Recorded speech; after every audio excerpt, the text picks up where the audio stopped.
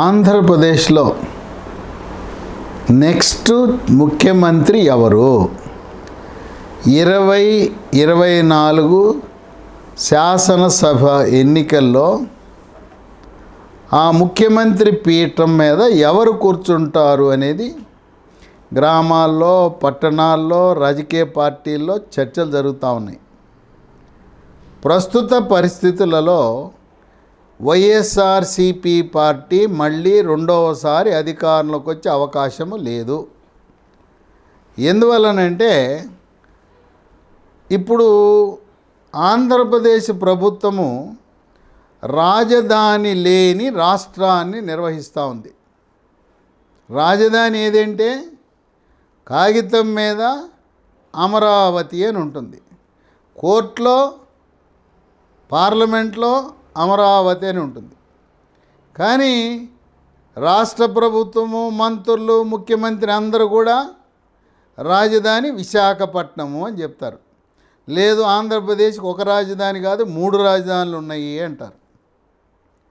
ఇప్పుడు ప్రస్తుతము జరుగుతున్న న్యాయపరమైన అంశాలు, కేంద్ర ప్రభుత్వంలో జరుగుతున్న విషయాలను పరిశీలిస్తే అమరావతి రాజధానిగా కొనసాగించే అవకాశం కనపడుతూ ఉంది.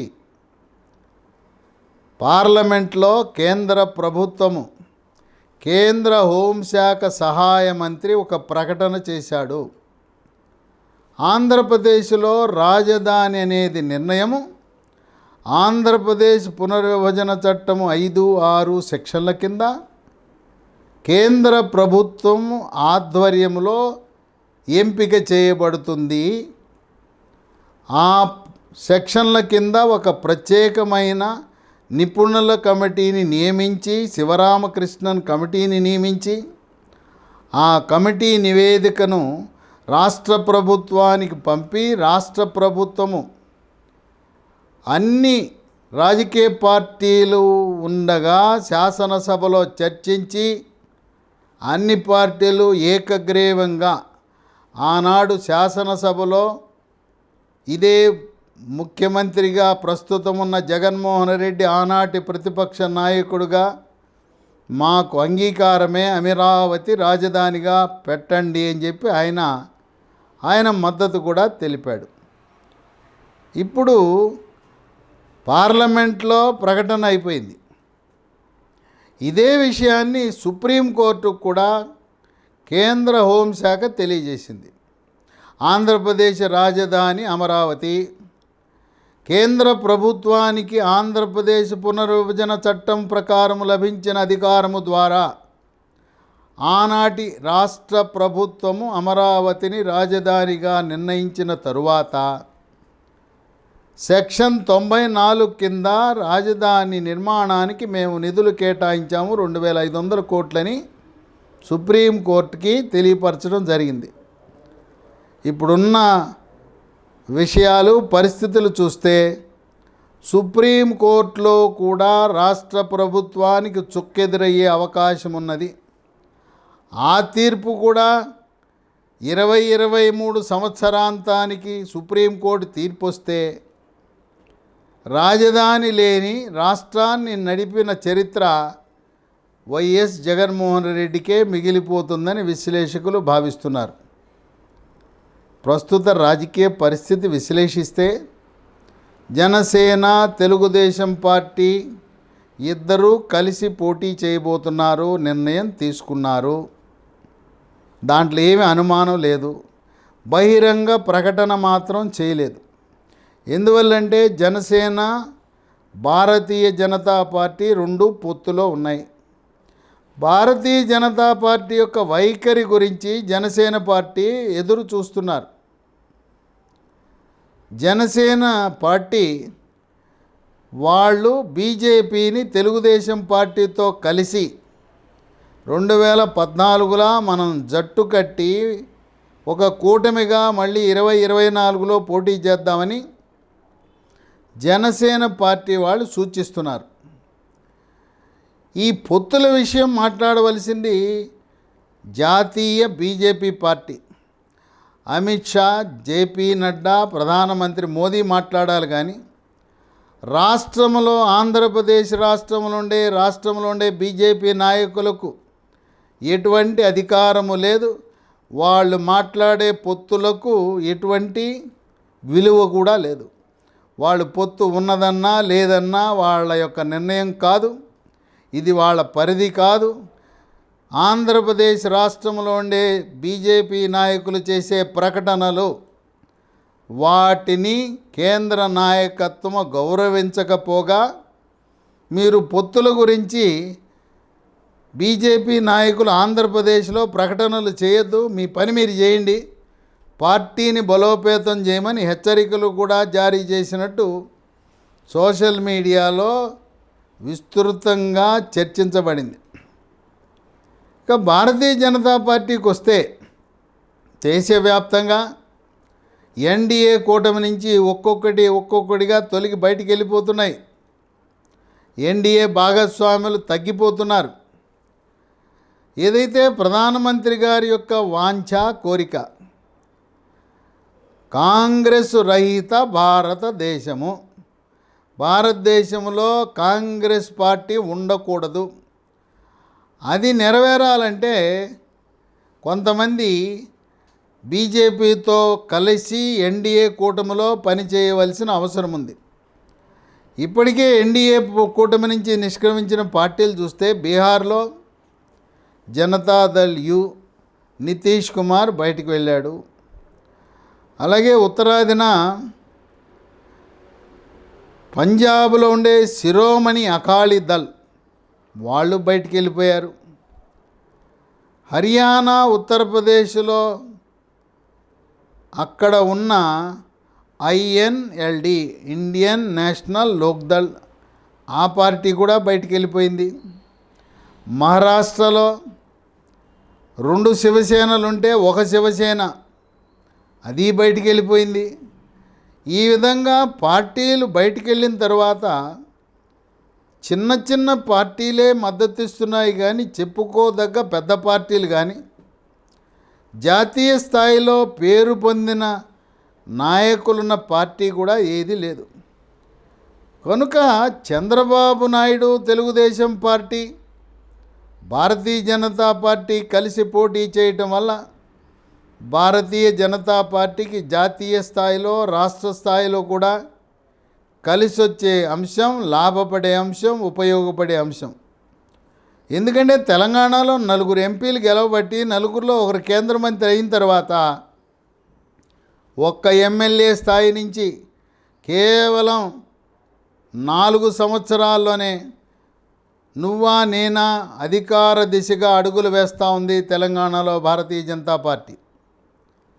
పొత్తు పెట్టుకుని జనసేన తెలుగుదేశం పార్టీతో కలిసి పోటీ చేస్తే ఆంధ్రప్రదేశ్లో భారతీయ జనతా పార్టీ 6 లోక్సభ సీట్లు, 10 అసెంబ్లీ సీట్లు కరాఖండిగా గెలుస్తుంది. ఒంటరిగా బీజేపీ ఆంధ్రప్రదేశ్లో పోటీ చేస్తే ఒక్క అసెంబ్లీ, ఒక్క లోక్సభలో కూడా విజయం సాధించే అవకాశాలు ఏమాత్రం లేవు. అందువల్ల ఇంగ్లీష్లో ఒక సామెత ఉంది, something is better than nothing. 10 ఎమ్మెల్యేలు, 6 లోక్సభ సీట్లు చాలా పెద్ద బలం. పైగా రాష్ట్రంలో అధికారంలోకి వస్తే 2 బీజేపీ రాష్ట్ర మంత్రివర్గంలో ఉంటారు. గెలిచిన లోక్సభ సభ్యుల నుంచి ఒకరిని కేంద్రంలో క్యాబినెట్లో తీసుకోవచ్చు. ఆ విధంగా రాష్ట్రంలో తెలంగాణ రాష్ట్రంలో బలపడిన విధంగా ఆంధ్రప్రదేశ్లో కూడా 2029 నాటికి బలపడచ్చనే ఆలోచనలో తెలంగాణ ఎన్నికలు జరిగిన తరువాత పొత్తుల గురించి జాతీయ బీజేపీ నాయకత్వం ప్రకటన చేసే అవకాశం ఉంది. అధిక శాతము భారతీయ జనతా పార్టీ కూడా తెలుగుదేశం జనసేనతో కలిసి పోటీ చేసే అవకాశాలు కనపడుతున్నాయి. ఒకవేళ భారతీయ జనతా పార్టీ పోటీ కలవలా కమ్యూనిస్టులు CPI, CPM, Bahujan Samaj party, ఏనుగు పార్టీ, బీఎస్పీ లోక్సత్తా సిద్ధంగా ఉన్నాయి. ఇక్కడ కీలకమైన పార్టీలు 2. జనసేన తెలుగుదేశం పార్టీ కలిసి పోటీ చేస్తే గెలవడం తథ్యం. జనసేన అధినేత పవర్ స్టార్ పవన్ కళ్యాణ్ ఇప్పటికే ప్రకటించాడు, నేను ముఖ్యమంత్రి అవ్వటం అనేది కాదు. జగన్మోహన్ రెడ్డి మళ్ళీ ఆ ముఖ్యమంత్రి పీఠాన్ని దానిపై కూర్చోకూడదు. వైఎస్ఆర్సీపీ పార్టీ అధికారంలోకి రాకూడదు. అందువల్ల ప్రభుత్వ వ్యతిరేక ఓటు చీలకుండా నా వంతు ప్రయత్నం నేను చేస్తాను. బీజేపీ జాతీయ నాయకత్వాన్ని కూడా ఒప్పించడానికి నా వంతు కృషి నేను చేస్తాను అని ఖరాఖండిగా జనసేన పార్టీ ఒక నిర్ణయానికి వచ్చేసింది. భారతీయ జనతా పార్టీ కలిస్తే సరే, కలవకపోతే కమ్యూనిస్టులతో పొత్తు పెట్టుకుని మహాకూటమి ఏర్పడి పోటీ చేయడానికి సిద్ధం. మరి ముఖ్యమంత్రి ఎవరు? చంద్రబాబు నాయుడు ముఖ్యమంత్రి అవుతాడు. కొన్ని ఊహాగానాలు ఉన్నాయి. జనసేన అధినేత పవర్ స్టార్ పవన్ కళ్యాణ్కి 2 ఏళ్ళు ఇస్తారంట, 2.5 సంవత్సరాలు ముఖ్యమంత్రి ఇస్తారంట అని. ఆయన జనసేన అధినేత ఒకటే చెప్తున్నాడు, నా లక్ష్యము జగన్మోహన్ రెడ్డి అధికారంలో ఉండకూడదు, వైఎస్ఆర్సీపీ పార్టీ గెలవకూడదు. సరే, ప్రజలు కోరుకుంటే, ప్రజల ఆశీస్సులు దీవెనలు దేవుని యొక్క అనుగ్రహం ఉంటే నేను ముఖ్యమంత్రి అవుతాను. నేను ముఖ్యమంత్రి అవటం కంటే కూడా నాకు కావలసింది వైఎస్ఆర్సీపీ పార్టీ ఓటమని కరాఖండిగా జనసేన అధినేత చెబుతున్న తరుణంలో చంద్రబాబు నాయుడు 2024లో ఆంధ్రప్రదేశ్ రాష్ట్రానికి ముఖ్యమంత్రి కాబోతున్నాడు. ఒకవేళ ఆయనే 5 సంవత్సరాలు కొనసాగితే ఉప ముఖ్యమంత్రిగా పవర్ స్టార్ పవన్ కళ్యాణ్ని ఉప ముఖ్యమంత్రిగా తీసుకుని కీలకమైన శాఖలు ఆయనకు అప్పగించే అవకాశం కనపడుతుంది. అందువల్ల 2024లో తప్పకుండా చంద్రబాబు నాయుడు ముఖ్యమంత్రి అయ్యే అవకాశాలు అన్ని రకాలుగా ఉన్నాయని, అక్కడ ప్రభుత్వ వ్యతిరేకత, అమరావతి రాజధానిని మార్చటం వల్ల 5 జిల్లాల ప్రజల యొక్క మనోభావాలు తీవ్రంగా దెబ్బతిన్నాయి. కృష్ణా జిల్లాలో 16 నియోజకవర్గాలు ఉన్నాయి, ఒక్క సీటు కూడా వైఎస్ఆర్సీపీ గెలవదు. గుంటూరు జిల్లాలో 17 నియోజకవర్గాలు ఉన్నాయి, 17 నియోజకవర్గాల్లో ఒక్క సీటు కూడా వైఎస్ఆర్సీపీ గెలవదు. పశ్చిమ గోదావరి జిల్లాలో 15 ఉన్నాయి. 2014లో ఏ విధంగా అయితే 15 సీట్లను తెలుగుదేశం కైవసం చేసుకుందో అదేవిధంగా మళ్ళీ 15 సీట్లు కూడా మహాకూటమి కైవసం అవుతాయి. తూర్పుగోదావరిలో 19 నియోజకవర్గాలు, ప్రకాశంలో 12 ఉన్నాయి.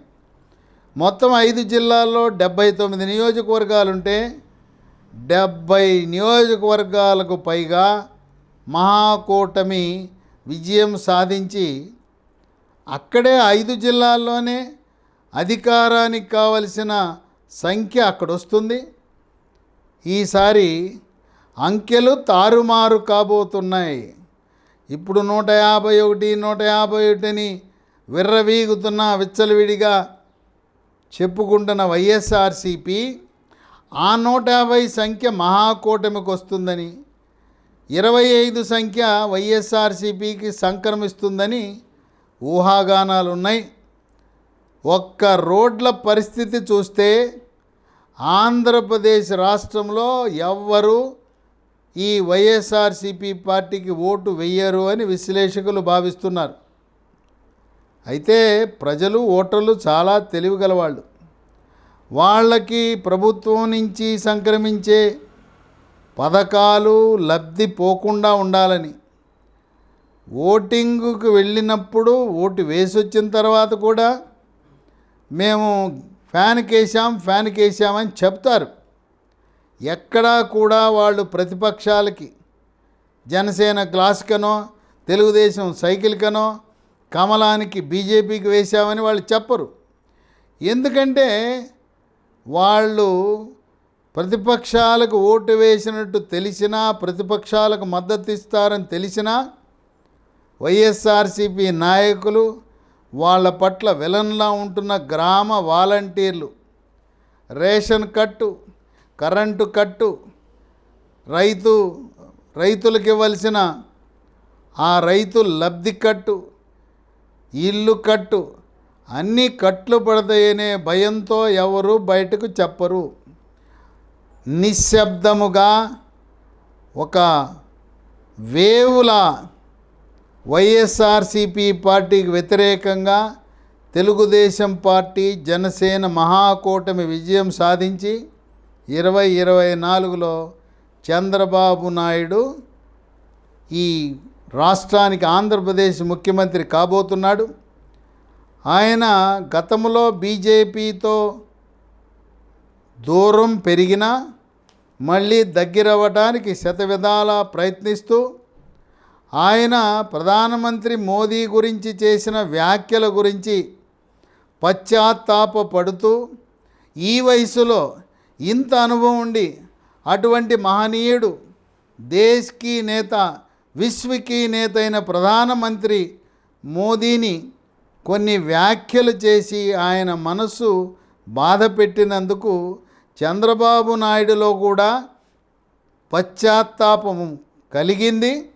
ఆయన ప్రధానమంత్రితో కలిసి 2024 నుంచి రాష్ట్రాభివృద్ధికి, దేశాభివృద్ధికి ముందడుగులు వేయటానికి సిద్ధపడుతున్నారు.